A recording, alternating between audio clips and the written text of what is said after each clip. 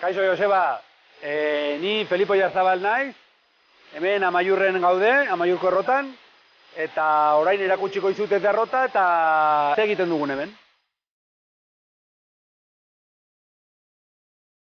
Errota hau 18. mendekoa da, 5 egundu ziren herri honetan, baina hau da geratzen den bakarra. Ubidetik etortzen da ura, orain martxan dugunez, ura pasatuko da azpitik, eta gelditua dagoenean alboratuko da. Orain sartuko gara barnean, eta ikusiko dugu nola mugituko den goiko harria eta nola egiten duen irina.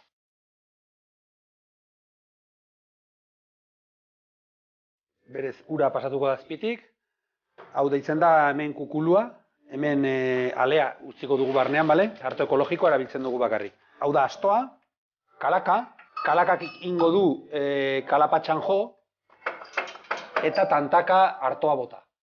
Gu faretinakin dela soka hau goratuko dugu eta jaitsiko dugu zertarako arto kopurua kontrolatzeko. Hemen kontrolatu behar dire bi gauz. Bat da, zenbat arto botatzen dugun, eta ze distantzia dagoen harrien artean. Bi hoien artean lortzen dugu irin ezberdinak. Pikatuak, polentak, irina komerziala, eta gero taloak egiteko irina dela finera. Eroriko da artoa, bi harrien artean dituen bide batzutatik sartuko da, birrinduko da bien artean, alboratuko da irina, eta harriak bere zentrifugaderekin mugiaraziko du eta askara bidaliko du. Azpiko harria da lurrean finkatua dagona eta geldi dagona, hori deitzen dela alperra edo azpiko harria, eta azpitik urak mugituko du azenia bat, ardatza igoko da gora, gurutzatuko du lehenengo harria dela alperra fijoa dena, eta lotuko da goikoan. Horrengatik guk urak mugitzerakoan azenia, mugiaraziko du goiko harria batera. Bitxikero moduan, hemen baztanen dugu hau. Hau da, alarma. Errotazainak ordu asko egoten baldin baziren hemen barnean, arnastu egiten zuten lorea. Eta izango zuten errotazainen gaixotasuna.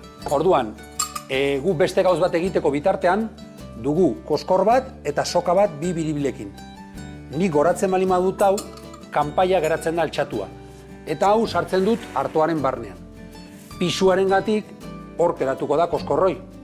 Baina hau, ja erabiltzen dugunean edo irina egina denean, hau libratuko da. Orduan, bere pisuan gatik kanpaia jaitsiko da bere bigarren lotura arte. Eta kalakak emanen du, eta bisu eginen digu, artoa bukatzen nahi dela. Hemen ja irina idateratzen, zetabeakin inen dugu azalaken du, irina integrala dena, ez integrala pasatu, azalgabea, eta gero irinoi indezakegu saldu edo paketetan, kiloko paketetan, edo zakuka.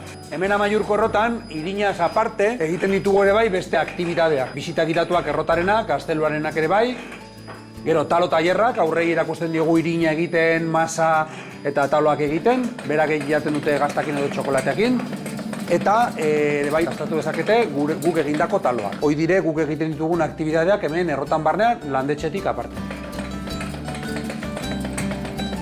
Bueno, Joseba, hemen geratzen gara errotan. Espero dut zerbait ikasi duzuela errotari buruz, da irinari buruz eta konbidatuak zaudete orduan etortzea nahi duzutenean. Eta hemen geratzen naiz ni nire alaba alaznekin, zuei txoiten, bale? Venga, jo, gerarte!